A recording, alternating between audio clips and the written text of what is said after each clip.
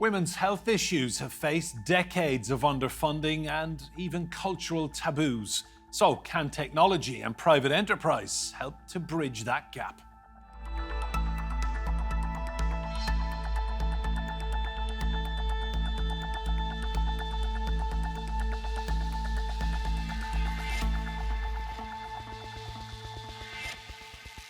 Hello and welcome to Roundtable. I'm Enda Brady. Now, women represent just under half of the world's population, and yet issues like female reproductive health have been underserved. Now, a small group of women are taking big financial risks to rectify that. The so-called FemTech industry is expected to grow rapidly in the coming years. But just how helpful can it be?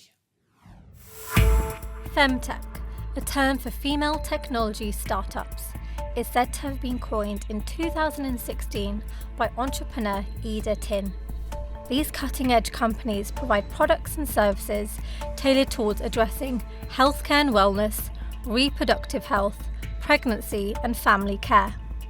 According to data compiled by Statista, the global femtech industry had a valuation of $51 billion in 2021.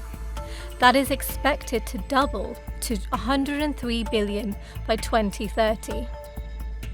One of the challenges femtech faces is a struggle for investment. According to investor database PitchBook, companies founded solely by women receive just 2% of the total capital invested in US venture-backed startups in 2023. Another issue is overcoming taboos and stigma around women's health. For instance, Facebook had reportedly blocked some adverts for menopause products, but subsequently reversed that after complaints. Women are also more likely to be unheard or dismissed in healthcare settings. Research by the British Heart Foundation has found that women are 50% more likely than men to be given an incorrect diagnosis following a cardiac arrest. Despite the obstacles, what does the future of femtech look like? Well, let's meet our guests. Joining us from Hampshire in the UK is Joanna Jensen. She is the founder of Child's Farm. That's a family skincare brand. In Stockholm in Sweden is Zeinab Daugaard. She is former CEO of HerCare, a Swedish femtech company and clinic specialising in women's health. And I'm delighted to say that here in the studio with me is Tania Boler. She is founder and president of Elvie, a company that makes electric breast pumps. Ladies, you're all very welcome to Roundtable. Tania, I'll come to you first. Is this a neglected sector? Would that be fair to say? Well, yes and no. I started Elvie 11 years ago, and then the word femtech didn't even exist. Right? I was seen as a female entrepreneur working on sort of taboo women's health issues. So the fact that it even has a name, it's now going to be valued at 50 billion, I'd say it's actually very exciting and one of the most impactful new sectors in tech. But because it's so new, it's still proving itself out, right? So we're at a certain scale. There's a few other companies in the US that have similarly scaled, but we still need to sort of prove the category out. Joanna, I'll come to you. Neglected sector or not? It depends which way you look at it, to be honest. I think the reality is it's getting that idea out there into the eyes of people that can make investment decisions to propel these businesses forward. And what can so often happen that we see is a lot of the people that sit around a table are mainly men. And if it's something that is a particularly female advantageous product, there's a lack of understanding and you don't have the quota of women in the investment team to give a balanced view. So that has always historically been a bit of an issue. We are seeing some changes in that respect, but the reality is, women are 50% of the globe and we have very different issues and matters that need to be addressed. And really, women are the ones that know what those issues are and how best to deal with them. So we need to shine a light on it, and investors would be wise to take a really good look. Zeinab, what's been your experience in Sweden? Is it a little bit more open and involved, the market there?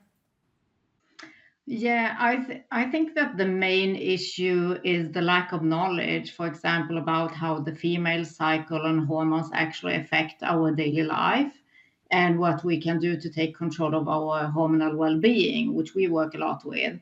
And basically, everybody understands that there are huge differences between male and female biology, but not so many talk about the physical and mental symptoms that women experience due to hormonal imbalances during different stages of their life. And I believe that when the knowledge and awareness is out there, it will be more difficult to actually overlook the importance of this sector. I want to ask each of you about your own individual business journey. Tania, what was it like starting out? How difficult was it? And what was the main challenge you faced? Well, for me, when I started, I'd never even worked in tech. I didn't really even plan to start a business, but I was sort of an expert in women's health. So I'd been working in HIV prevention and other areas. And then, like many women, it was the experience of getting pregnant when I suddenly realized that there's so many changes to our bodies, and everyone tends to be focused a lot on the baby, which is fine, but very little on our women's health. So that's when I started reading about pelvic health, which is a huge taboo issue in women's health, very little money in technology. So when I started fundraising for that product, we were just seen as quite a niche company, right? So what we have to do is obviously explain the numbers. So women are 51% of the population, 80% of new mums are dealing with these health issues. And as the other speakers have talked about, the issue also is you're often talking to male investors. But it's a very binary thing, right? So at the end of the day, we just needed one person to get on board, which we got with Octopus Investments. And I think since then, since we've been proving things out, and when we've gone on to raise over 100 million from through to stage Series C investment and so on. But it is hard, as the other speakers have spoken about, when you are talking to people who don't understand the women's health issues, obviously at a physical or emotional level. But I think it's just about explaining the numbers and proving out that market opportunity, which is definitely there, not only for women themselves, but women make 85% of healthcare decision-making within the household. Zeinab, talk us through your journey and the number one challenge you faced.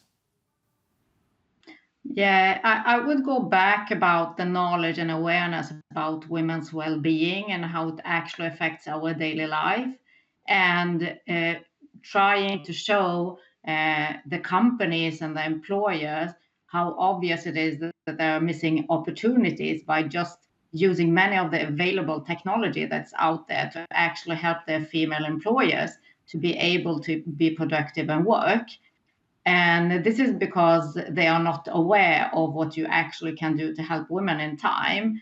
And many are not looking at the mental health that many women experience, that is often due to hormonal imbalances. And hormonal imbalances have similar symptoms as mental health, which is unfortunately a very large issue in Sweden. And we need to take action to actually do something about that.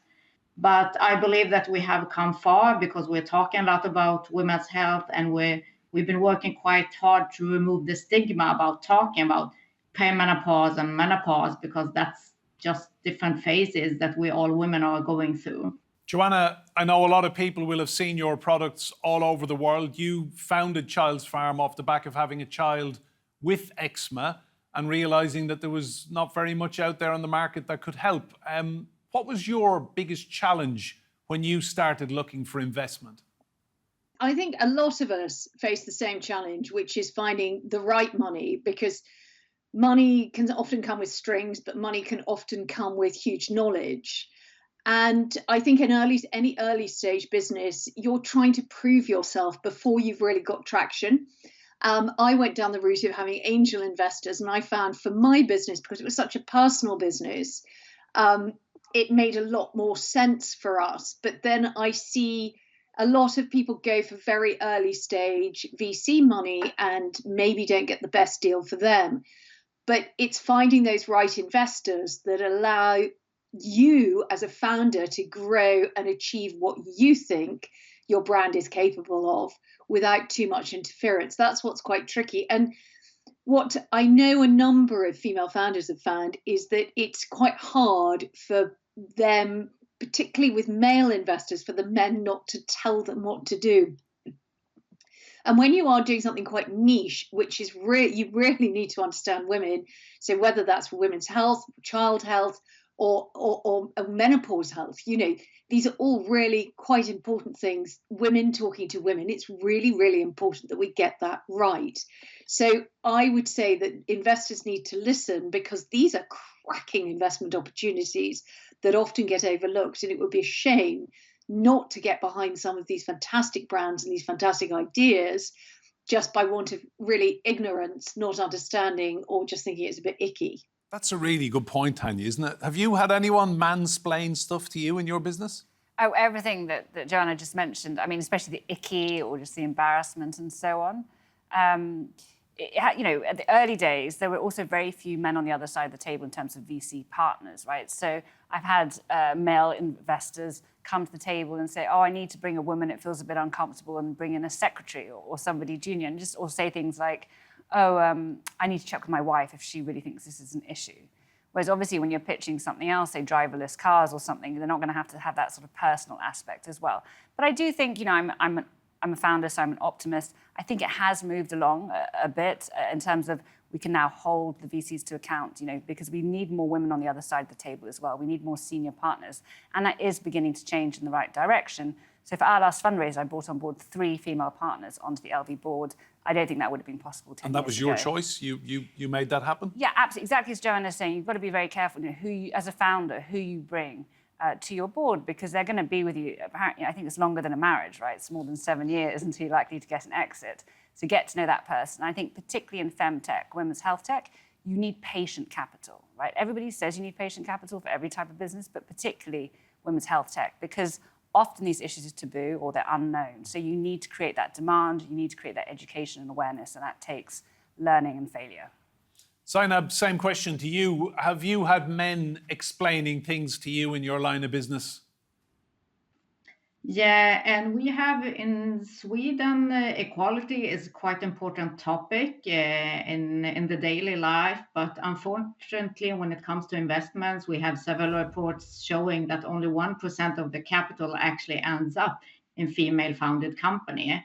And that's too bad. And I think that's going back to the lack of knowledge of how much you can do when you take care of the women, because it's like half of the population, as said earlier. So it's not possible to neglect that in the long run. But I also see difficulties approaching investors because looking at other sectors, not so many have done exits in the FemTech sector. So many of the investors actually take that in consideration when they want to invest.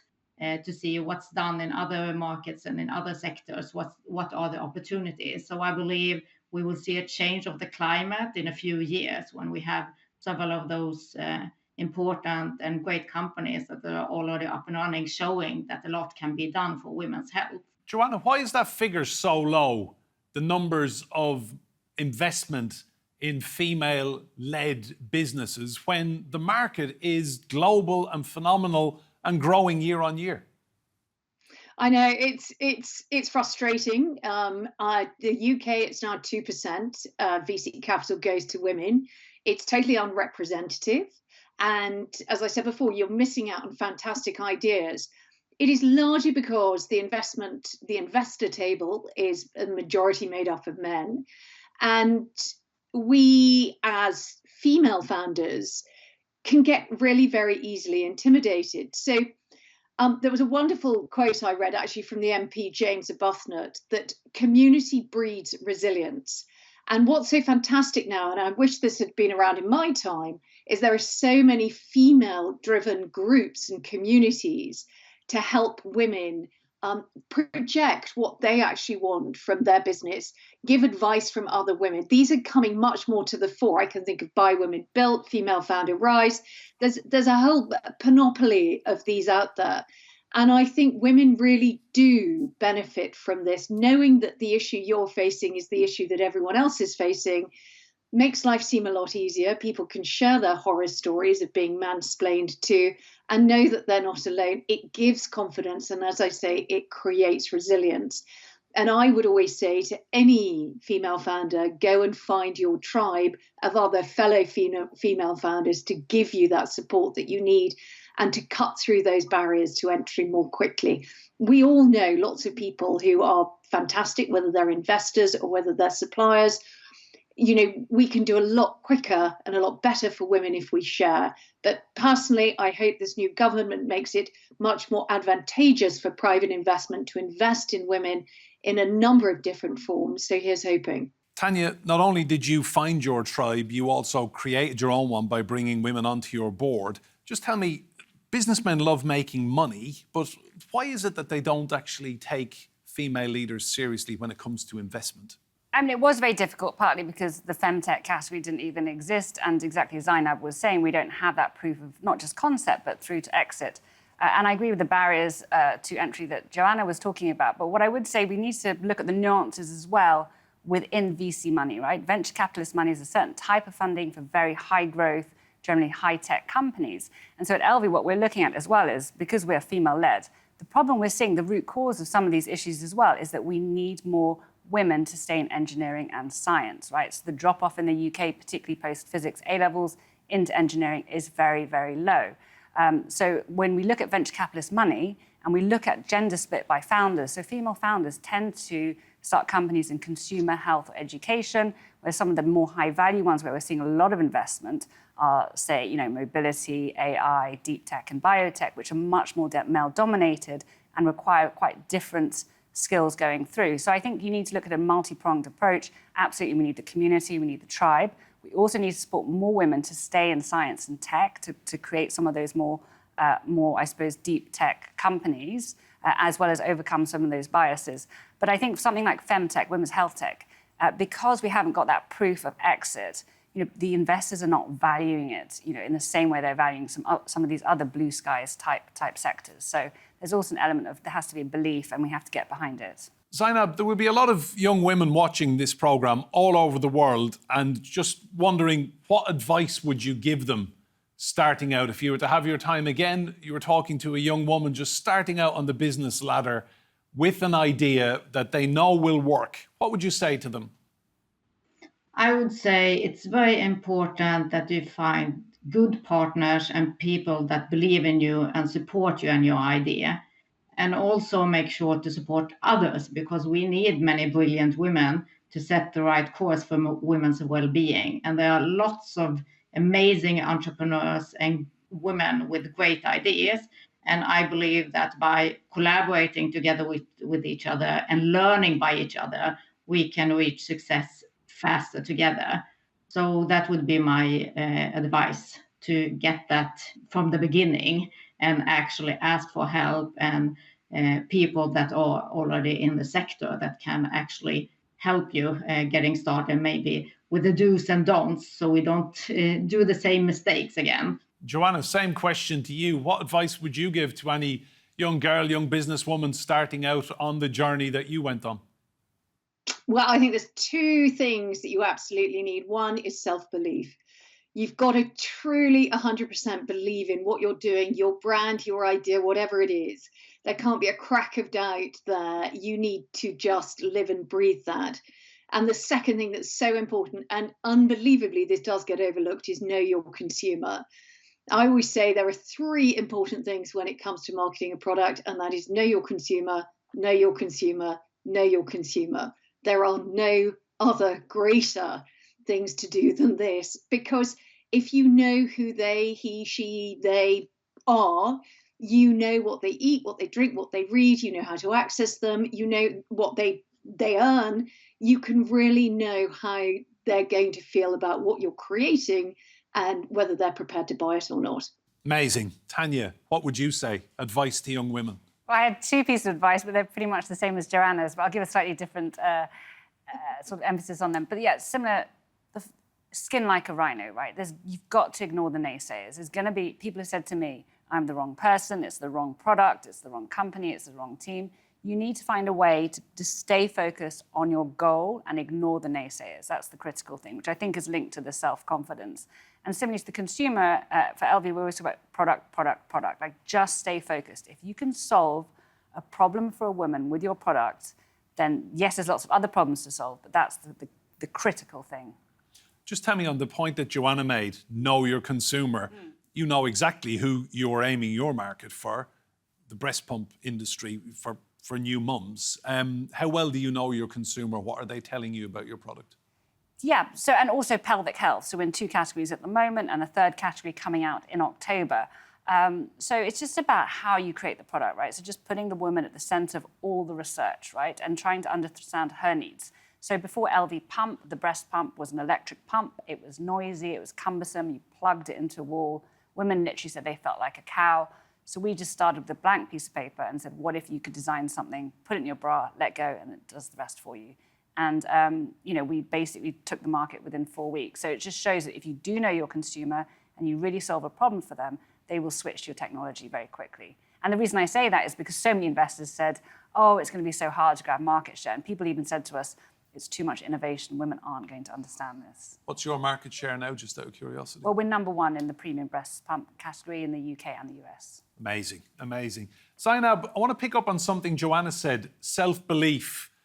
Do you think young women are the self-belief is knocked out of them in a way by going to rounds of investment, tables full of men, and the negativity coming and people being told to go away? I think most women actually in the FemTech sector have the passion and the self-belief when they start because they really believe in the product and the problem that they're solving. But I think many of the entrepreneurs get hammered down by getting no after no from VC companies, angel investors, and others. And of course, that would have an effect in the long run. And we also have 4 hard years behind us, not just in the FemTech sector, but also for other companies. So that's why I said that I believe that you need to have good partners and people around you that can support you and guide you in difficult times, so you don't lose that engagement and believe in your product so you can take the next step. Joanna, did your self-belief come from deep inside, or was it your absolute focus knowing that the product was so good it would work? Which was it, or was it a mixture of both? I think it was probably 50-50. And because, I'm a pretty focused, resilient individual anyhow, but also I knew I had created something. But when I did the first range of Child's Farm products, I did them for my own daughter who had really bad atopic eczema. I saw the difference they made to her skin and, allowed her to be happy in her skin. It was a game changer for us as a family. So I knew these products were brilliant. And, again, we're the number one brand in the UK. And so consumers know it too. But again, because I knew my consumer, I knew how to talk to her. I knew how to relate to her. I knew the issues that she faced. And so a bit like Tania, we grew our product range according to the needs of our mums, our dads, our caregivers. We just didn't take it upon ourselves to assume we knew what they wanted. Tania, I feel inspired by this conversation. Do you think we're entering a golden age for female business then, female-led entrepreneurship, where you can go into a room and get that investment and that figure of 2% in a few years' time will be just obliterated? I believe that figure will change. I think it's 2 steps forward, 1 step back. There's still a huge number of problems. I don't want to make it sound like women are not facing challenges, but I am incredibly optimistic. In the 11 years I've run Elvie, I've seen huge change on both the investor side and also the female founder community. As Joanna was saying, it's a really flourishing community of women who are supporting women. Joanna alluded to a change of government possibly in the next few weeks in the United Kingdom. Do you think a new government coming in should put more of a focus? We hear they're always wanting to grow the economy. This looks like one sector that the UK could really do well in. Yeah, and I've actually met with some of the shadow cabinet and they seem to be very supportive both of female founders and the tech startup community. So I'm feeling optimistic. You're optimistic. Zeinab, just looking to the future, what's the feeling in Sweden? I mean, do you think the femtech sector is going to go from strength to strength in the next decade? Yeah, I believe there's a huge potential in the market and there are many great female entrepreneurs out there. And I really believe by providing women with technology, we can help them stay on top of their well-being and make sure to secure sustainable health. And it's just a matter of time before everybody realizes that, even the investors that don't believe in female founders yet. And looking at the market that HerCare at least targets, it's estimated to be 1.2 billion women that will be in one of these stages that I mentioned earlier, perimenopause, menopause, and onwards by the year 2030. So it's lots of women out there that will be needing the technology and the help from other women. So I really am hopeful and have a great belief in the market. Joanna, final question to you. July the 5th, there will be a new government of some description in number 10 Downing Street in London. The UK, possibly, if the polls are to be believed, could have a new prime minister. Would you like to see people grow the economy by actually looking at the amount of female talent in business out there and making it clear that this is where investment should be going? Absolutely. I think we need to encourage and make it easier for private investment to invest in women, giving them opportunities to change that number from 2% to be much more like the States and some of our cousins in Europe, where it's in the mid to high teens. That is the percentage we're looking for. I think a wise government would work to make that level of investment change happen through private investors, through some taxation benefits that can really kickstart this sector of the economy. Joanna, Zeinab and Tania, thank you all so much for your contribution. Remember, you can see more discussion and debate on our YouTube channel. Just search for Roundtable TRT World. And if you like what you see there, please do hit that subscribe button. But for now, from me and Brady and all of the team here, goodbye and thank you for watching.